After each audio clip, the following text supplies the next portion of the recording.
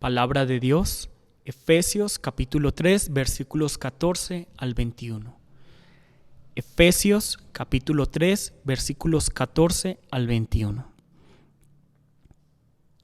Por esta causa doblo mis rodillas ante el Padre de nuestro Señor Jesucristo, de quien toma nombre toda familia en los cielos y en la tierra, para que os dé, conforme a las riquezas de su gloria, el ser fortalecidos con poder en el hombre interior por su Espíritu, para que habite Cristo por la fe en vuestros corazones, a fin de que, arraigados y cimentados en amor, seáis plenamente capaces de comprender con todos los santos cuál sea la anchura, la longitud, la profundidad y la altura, y de conocer el amor de Cristo que excede a todo conocimiento, para que seáis llenos de toda la plenitud de Dios, y a aquel que es poderoso para hacer todas las cosas, mucho más abundantemente de lo que pedimos o entendemos, según el poder que actúa en nosotros.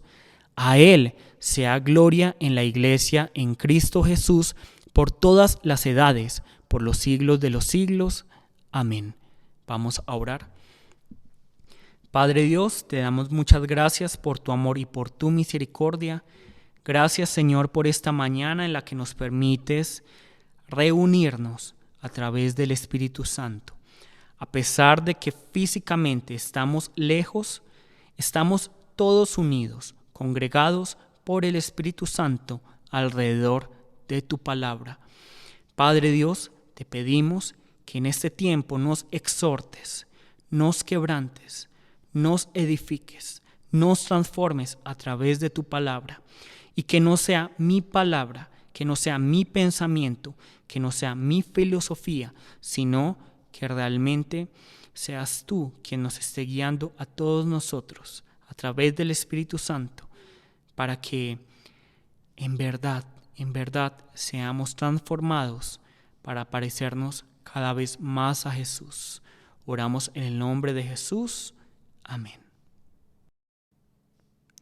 El día de hoy regresaremos a esta serie llamada En Cristo, a este estudio del libro de Efesios, y la predicación de hoy se titula Llenos de toda la plenitud de Dios. Recordemos que desde hace varias semanas hemos estado estudiando el libro de Efesios. Lo hemos hecho pausadamente porque cada libro de la Biblia nos va a dar una perspectiva, un enfoque acerca de Dios, acerca de nosotros, acerca del plan, la voluntad de Dios, acerca de lo que nosotros debemos realizar como cristianos. Y por eso me propuse el reto de estudiar con ustedes cada uno de los libros de la Biblia, o al menos los libros del Nuevo Testamento, para que de esta manera sea el Espíritu Santo quien a través de la palabra proponga la predicación de cada semana. De esta manera nosotros nos estamos sometiendo a la autoridad del Espíritu Santo. Entonces les invito a que pongamos mucha atención, a que estudiemos juntos la palabra y que le pongamos mucho ímpetu, mucho ánimo a este estudio. El día de hoy terminaremos el capítulo 3 del libro de Efesios y al mismo tiempo terminaremos la primera sección del libro de Efesios. Recordemos que la primera sección del libro de Efesios va desde el capítulo 1 al capítulo 3 y la segunda sección va desde el capítulo 4 al capítulo 6. El capítulo 1 al capítulo 3, la primera sección, nos va a hablar acerca de lo que entre comillas es teórico. Y la segunda sección, que va desde el capítulo 4 al capítulo 6, nos va a hablar acerca de lo práctico. Entonces, recordemos también que la semana antepasada, hace 15 días, dijimos que el capítulo 3 se divide en dos partes, la primera y la segunda sección.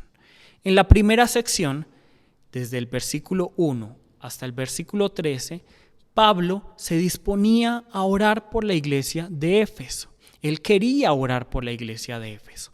Sin embargo, él como que cambia de opinión, él cambia abruptamente, él se detiene y empieza a argumentar, empieza a explicar nuevamente lo que nos había hablado en el capítulo 1 y el capítulo 2, es decir, el plan de Dios, que consiste en la reconciliación vertical y horizontal. La vertical nos habla de la reconciliación entre Dios y los hombres, y la horizontal entre los hombres y los hombres.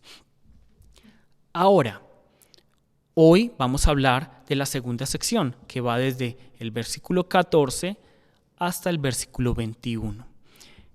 Efesios capítulo 3, versículo 14 al 21.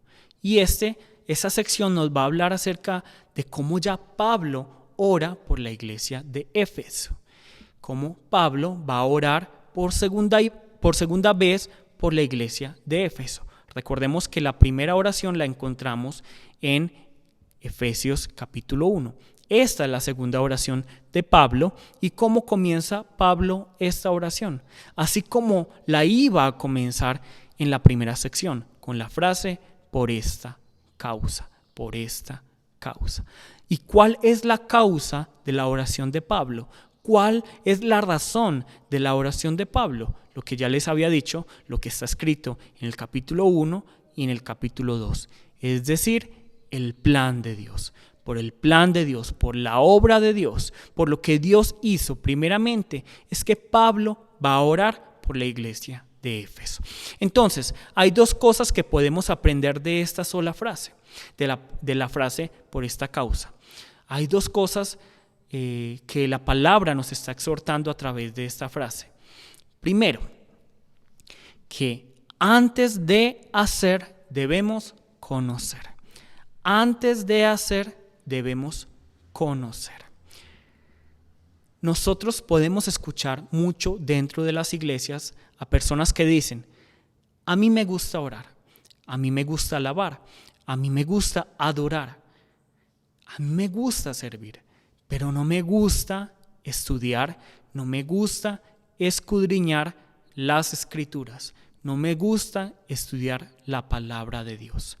Para un cristiano serio, esto es completamente ilógico, y no solo ilógico, es muy peligroso, porque se cae en el riesgo de adorar a lo que no se debe adorar. Entonces, aquel que hace sin conocer no está agradando a Dios. Por el contrario, desagrada completamente a Dios, porque está adorando, está orándole, está sirviendo a aquel que no conoce. En otras palabras, no está sirviendo al verdadero a Dios, sino que puede estar sirviendo a otros dioses, o se está sirviendo a sí mismo, está adorándose a sí mismo, está adorando sus emociones, sus pensamientos, sus filosofías. Pero nosotros, como cristianos, no podemos ser así. Debemos seguir el ejemplo de Pablo, que antes de orar, primero nos está diciendo de dónde proviene esa oración. Esa oración no viene de sus pensamientos, de su filosofía, de su anhelo, sino de la obra de Dios, del conocimiento, de la revelación que recibió por parte de Dios. De la misma manera, nosotros debemos seguir el ejemplo, primeramente de Pablo, pero primeramente, antes que la de Pablo, el ejemplo de Jesús, quien no actuó, no obró, no habló, si primeramente no veía cómo el Padre lo hacía, o si primeramente no lo escuchaba, no lo recibía del Padre. De la misma manera, hoy ustedes y yo no podemos actuar sin conocer. No podemos creer que porque en el mundo parezca bueno, para Dios va a ser bueno. Puede que para el mundo parezca bueno, y de hecho muchas veces va a ser así. Para el mundo va a ser bueno, pero para Dios va a ser completamente desagradable. Entonces, sigamos el ejemplo de Pablo. Pero antes que seguir el ejemplo de Pablo, sigamos el ejemplo de Jesús, quien primeramente recibía, primeramente entendía, primeramente escudriñaba para luego hacer. Y lo segundo que nos quiere enseñar esta palabra por esta causa es que el comienzo, el motor de todo es Dios. El motor, el comienzo de todo es Dios. Todo comienza desde Dios. Todo lo bueno, todo lo santo, todo lo justo, todo lo puro, todo comienza desde Dios. nuestro amor por Dios, nuestra vida de fe, nuestro sacrificio, nuestra adoración, nuestra alabanza, nuestra oración, comienzan desde Dios. Por eso ninguno de nosotros se puede jactar ante Dios.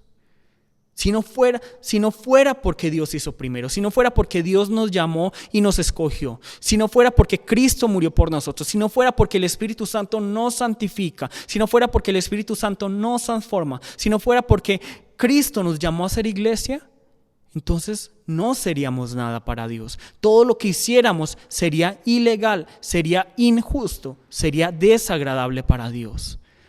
Todo primeramente proviene ¿de quién? De Dios. Entonces, yo los invito a todos ustedes, tengan firme su identidad como hijos de Dios, tengan firme su identidad en Cristo, pero bájense de la nube.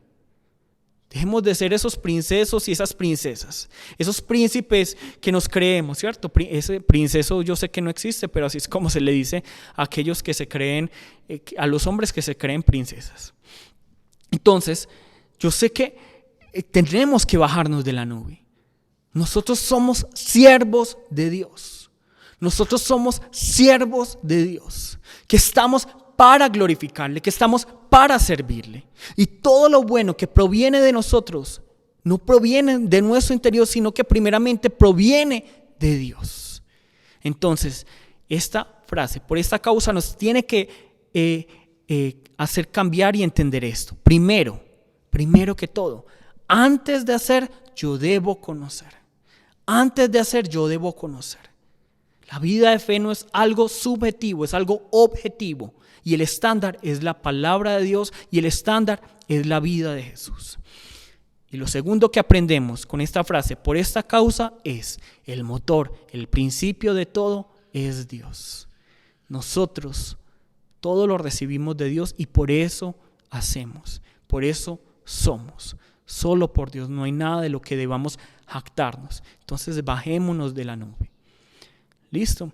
Entonces vamos a hablar con la persona que tenemos al lado, vamos a discutir acerca de la segunda sección y vamos a hablar acerca de por esta causa. Y lo que nos enseña esta frase, por esta causa. Los que de pronto no tengan nadie con quien hablar, lo pueden hacer por el chat. Vamos a discutir, vamos a hablar.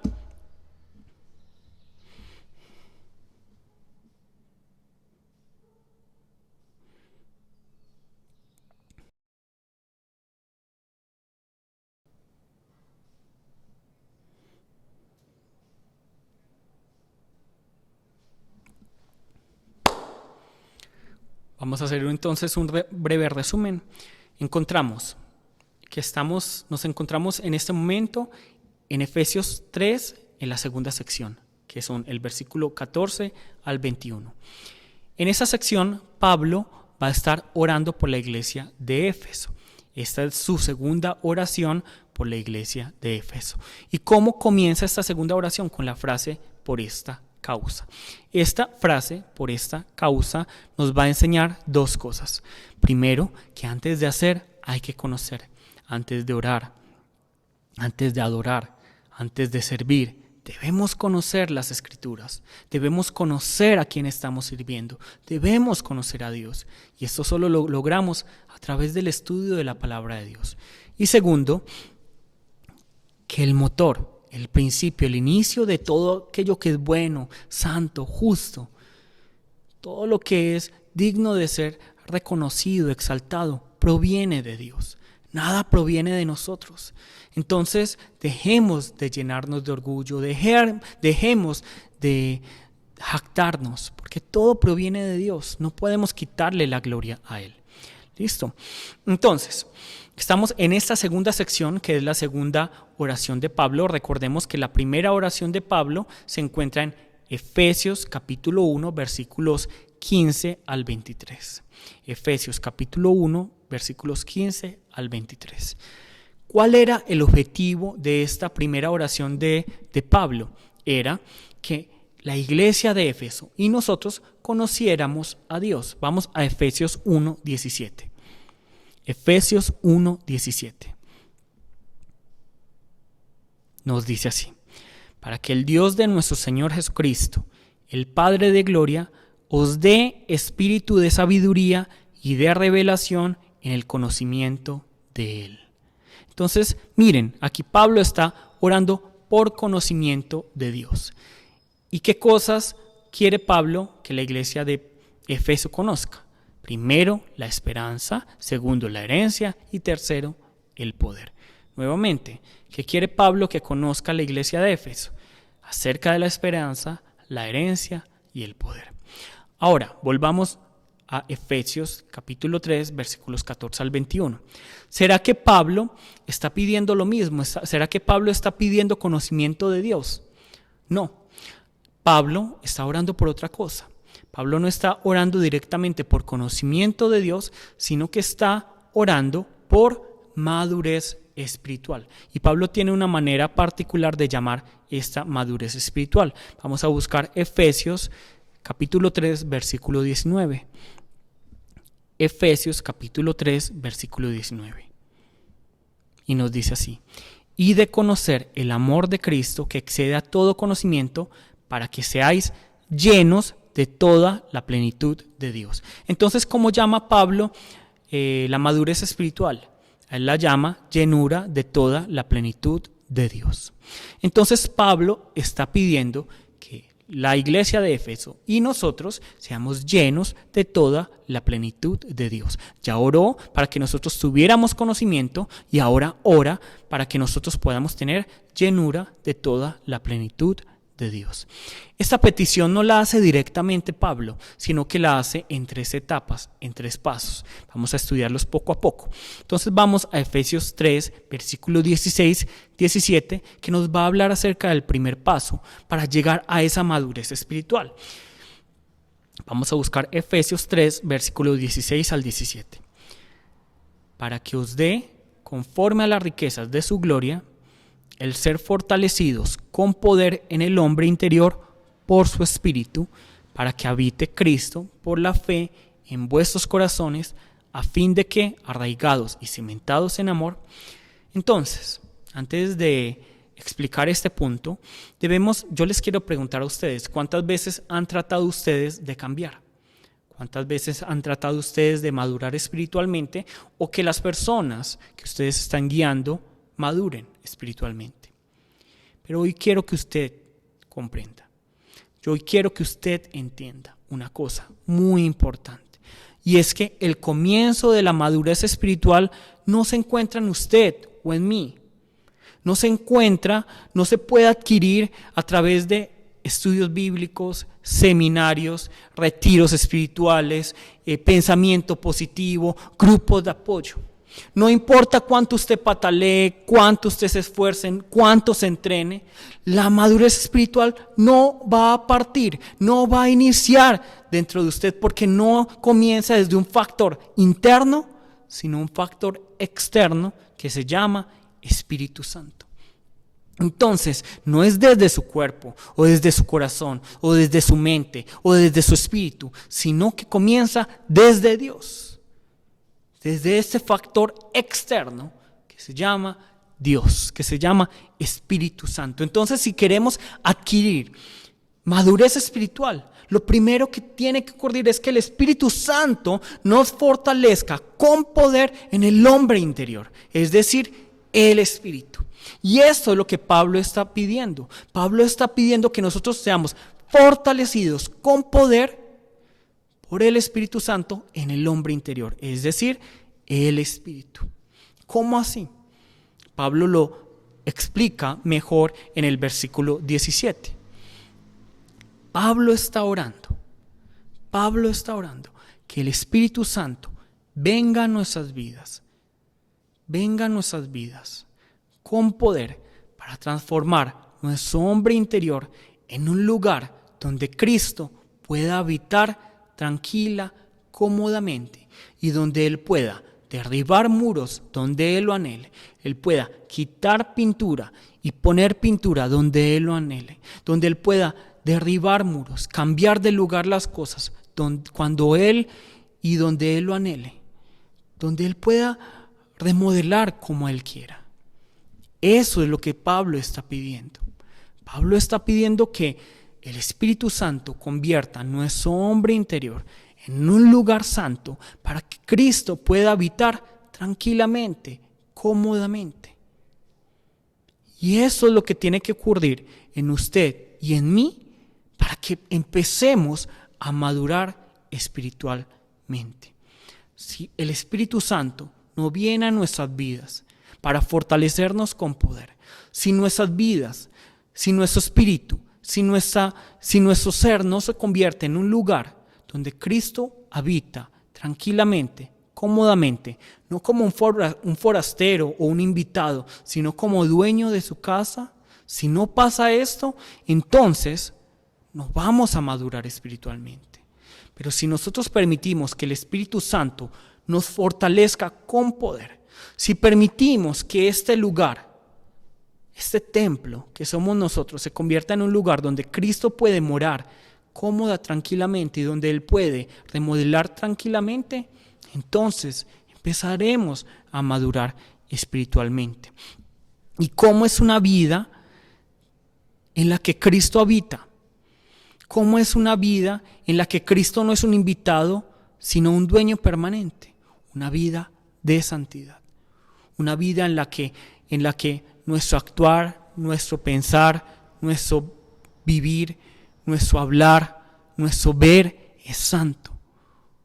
Una vida con poder. ¿Para qué? Para ser agradecidos sin importar si tenemos abundancia o escasez.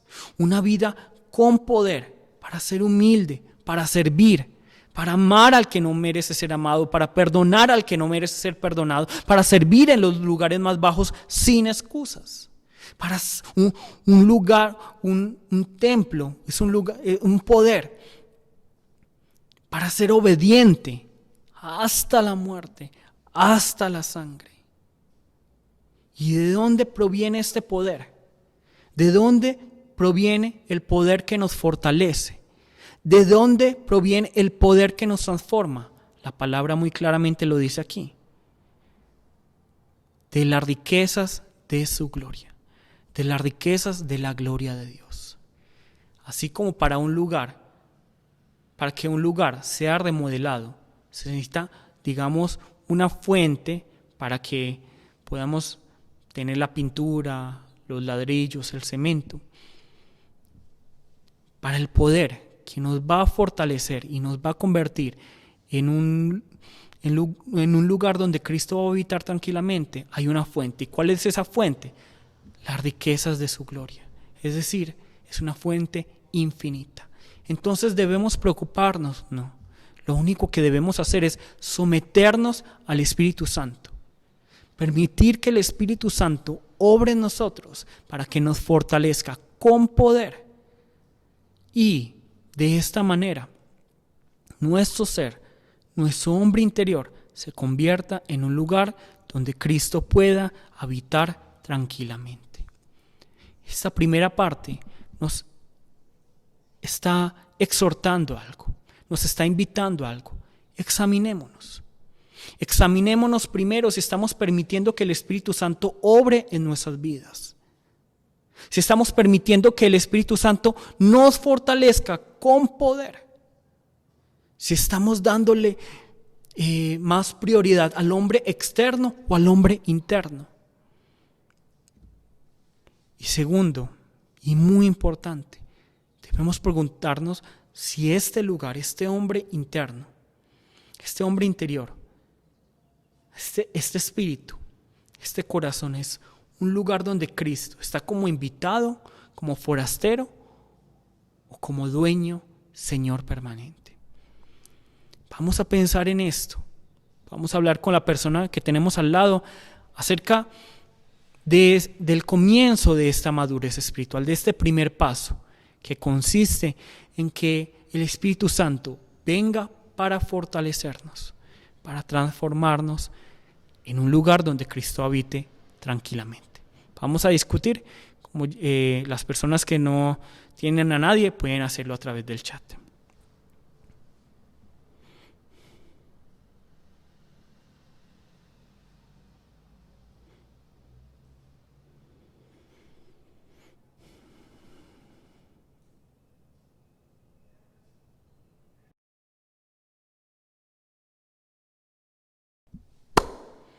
Bueno, entonces ya vimos la primera etapa, el primer paso para adquirir esa madurez espiritual, que consiste en que el Espíritu Santo tiene que fortalecernos con poder en nuestro hombre interior, es decir, nuestro espíritu. ¿Para qué? Para que Cristo habite por la fe en nuestros corazones. Es decir, que el Espíritu Santo tiene que convertir este ser en un lugar habitable para Cristo, en un lugar donde Él no sea un forastero, un invitado, sino Señor permanente.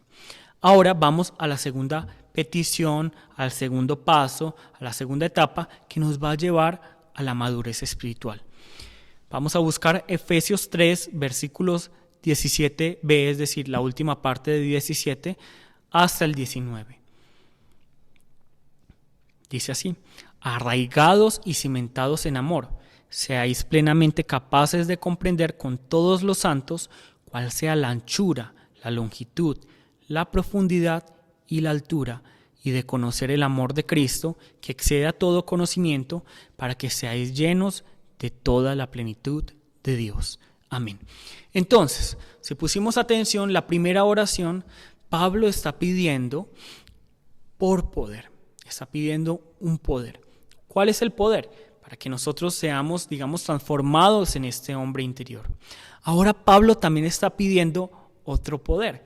¿En qué consiste este poder? No es el mismo poder del cual hablamos ahora, es otro poder, que realmente todo parte del mismo poder, el poder que resucitó a Cristo. Pero aquí se nos está hablando de otro poder. ¿Y cuál es el poder? El poder para comprender el amor de Cristo, el poder para comprender, nos dice aquí en términos espaciales, la anchura, la longitud, la profundidad y la altura. Y luego, simplemente dice Pablo, para conocer el amor que excede todo conocimiento.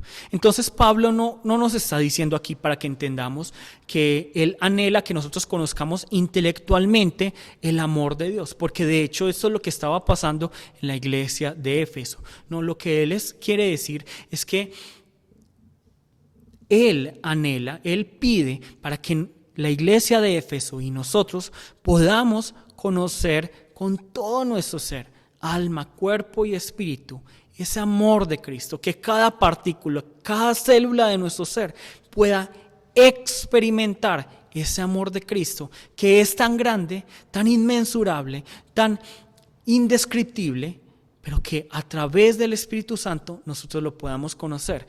Y esa es la petición de Pablo, que nosotros podamos conocer esto cuando Cristo habita en nosotros. Por eso utiliza estas dos palabras, arraigados y cimentados en amor.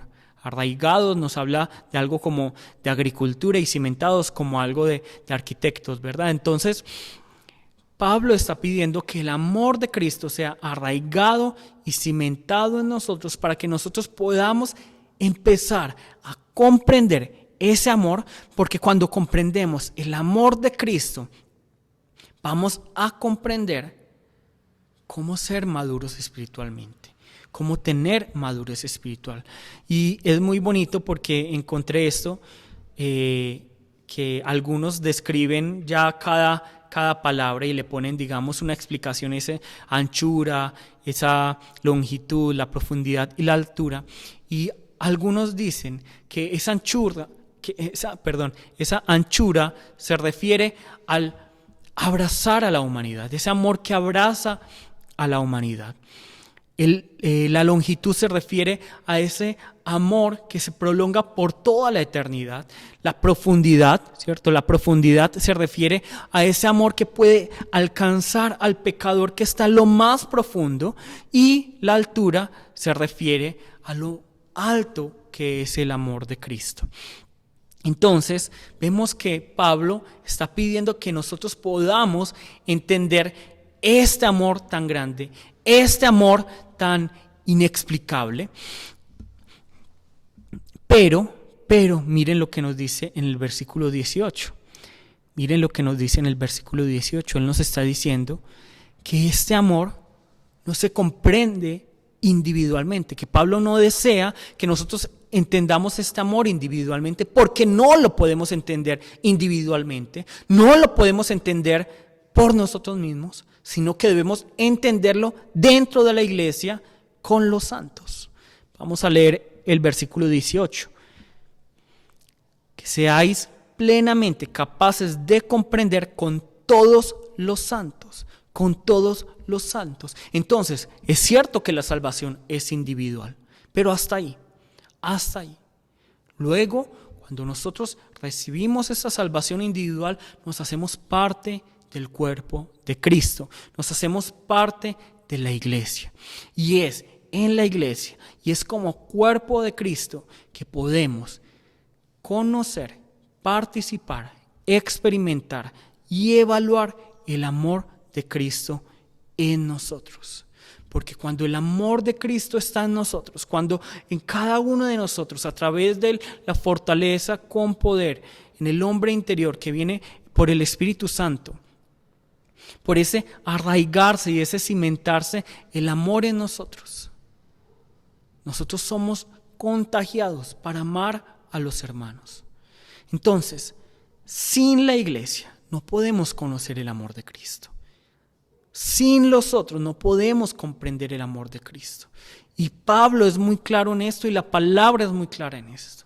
De hecho, ¿cuál es el mandamiento de Jesús? El mandamiento de Jesús es: rindan culto todos los domingos. El mandamiento de Jesús es: den la ofrenda. El mandamiento de Jesús, ¿cuál es?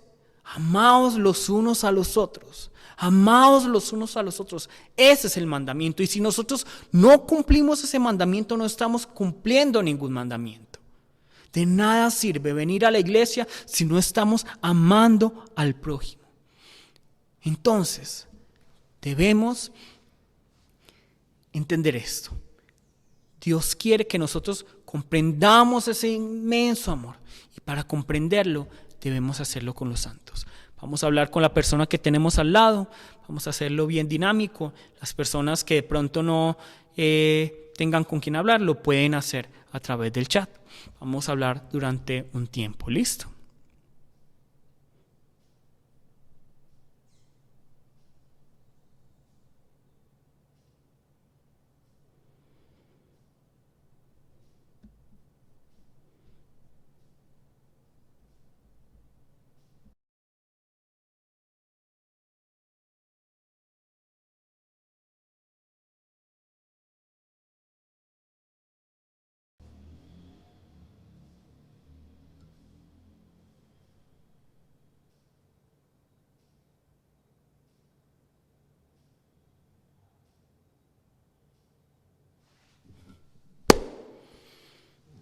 Ya llegamos a la última etapa, a la madurez espiritual.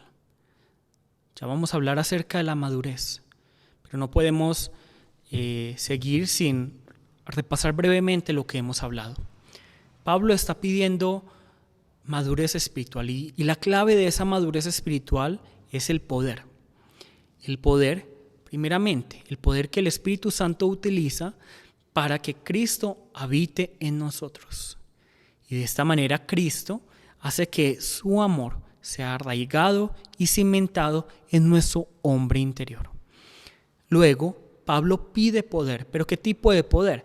El poder para que nosotros podamos conocer la longitud, la profundidad, la anchura, la altura del amor de Cristo. Y al entender este amor, nosotros vamos a ser capaces de llegar a la madurez espiritual. Entonces es por el poder. Ese poder que resucitó a Cristo de entre los muertos, como nos habla en Efesios 1. Ahora, ¿qué es la madurez? Vamos a buscar Efesios 4:13. Efesios 4:13 nos dice así: hasta que todos lleguemos a la unidad de la fe y del conocimiento del Hijo de Dios, a un varón perfecto, a la medida de la estatura de la plenitud de Cristo. Esto es madurez. La medida de la estatura de la plenitud de Cristo. Cuando nosotros llegamos a este punto, somos maduros. Somos maduros espiritualmente. Ahora, es importante aclarar esto. La madurez espiritual no es sinónimo de cuántos años llevo en la iglesia, cuánto conozco de la palabra de Dios o a cuántos seminarios he participado. Porque nosotros tenemos que tener estas dos cosas claras. Los que no estudian la palabra de Dios, los que no escudriñan la palabra de Dios, 100% podemos decir que son inmaduros espiritualmente.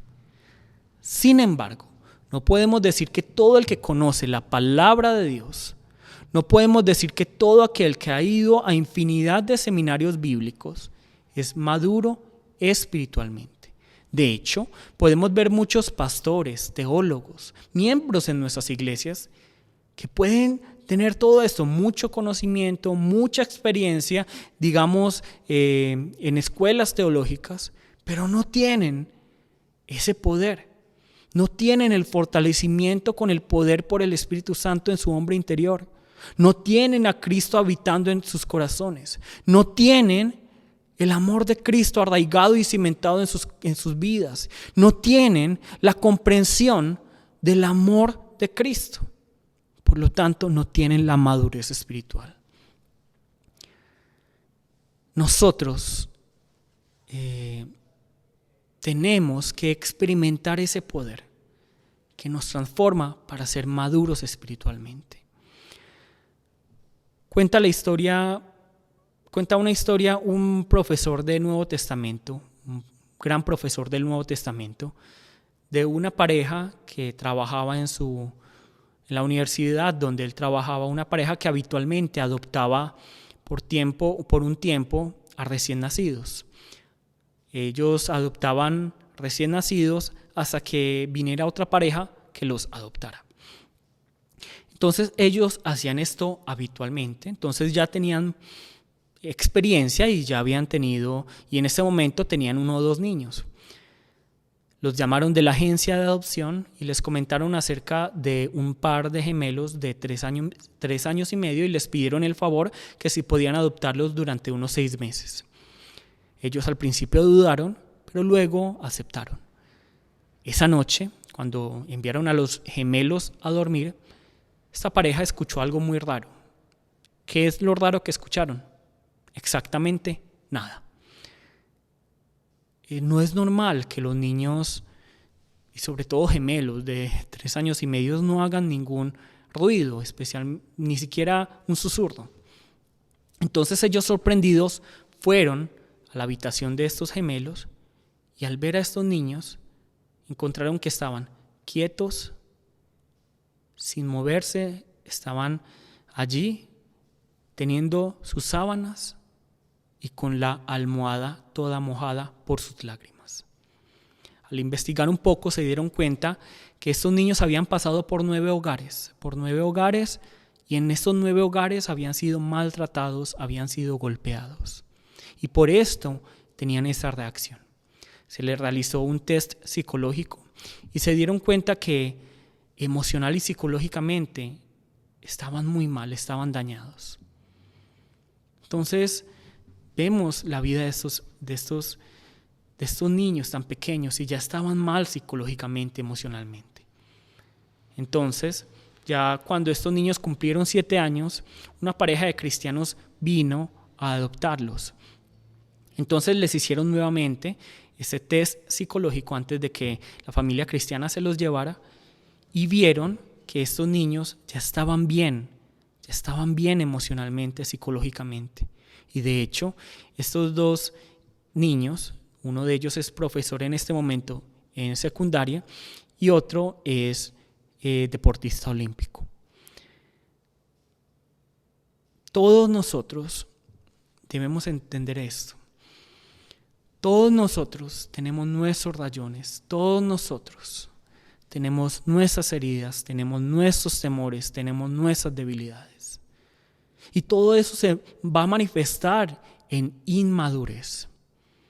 Inmadurez que puede afectar o no nuestra vida cotidiana.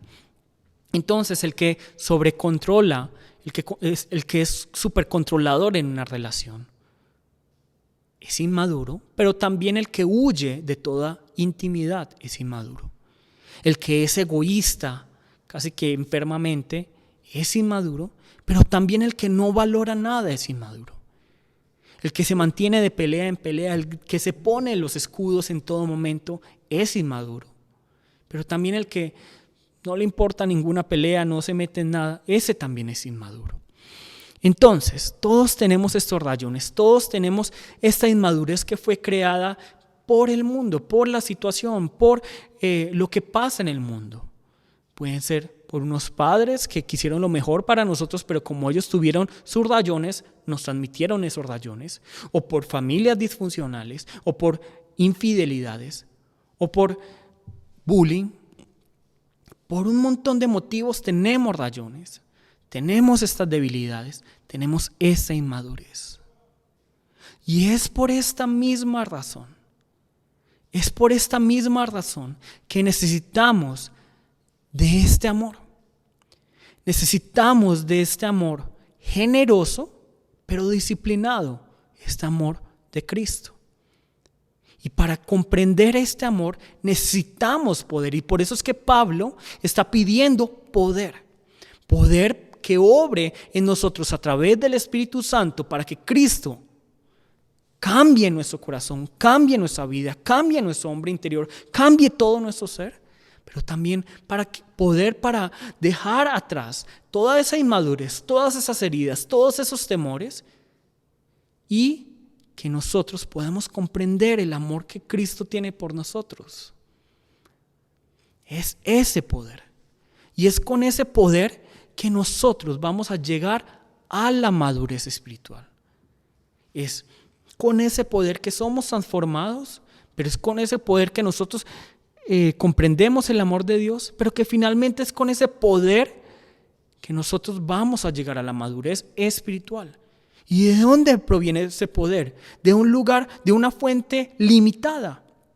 En algún momento se va a equivocar, se va a acabar. No, de una fuente ilimitada que son las riquezas de la gloria de Dios.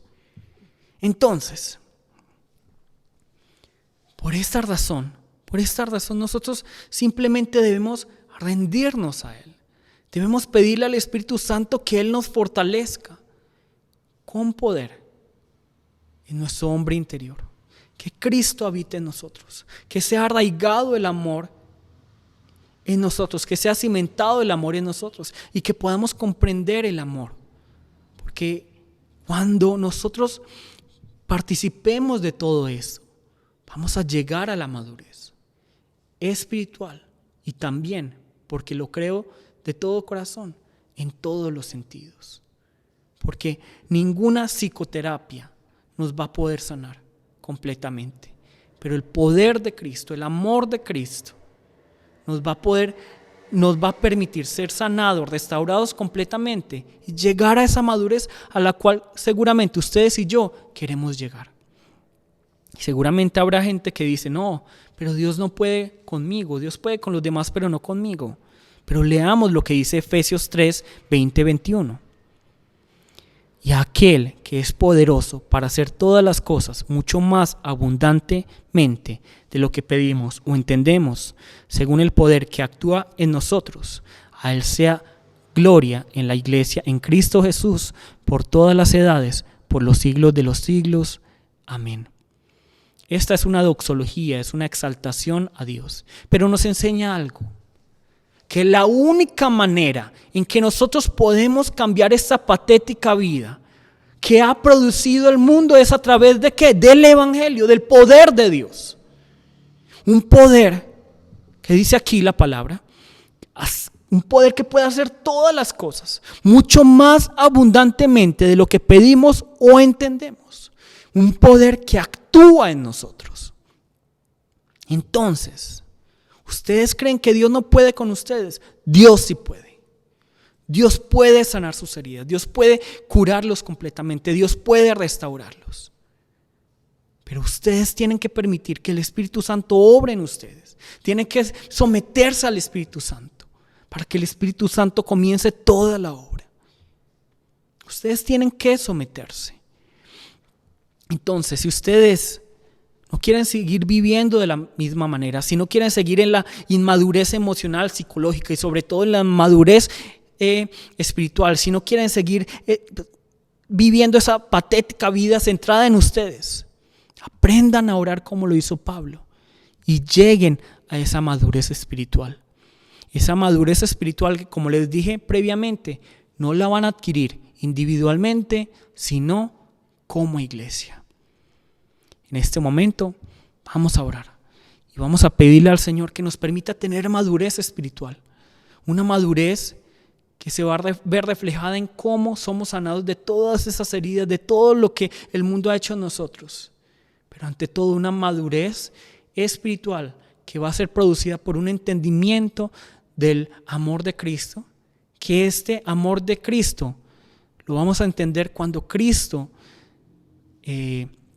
realmente habita en nuestros corazones y cuando el Espíritu Santo obra en nosotros. Vamos a llamar el nombre de nuestro Señor y vamos a orar. Jesús,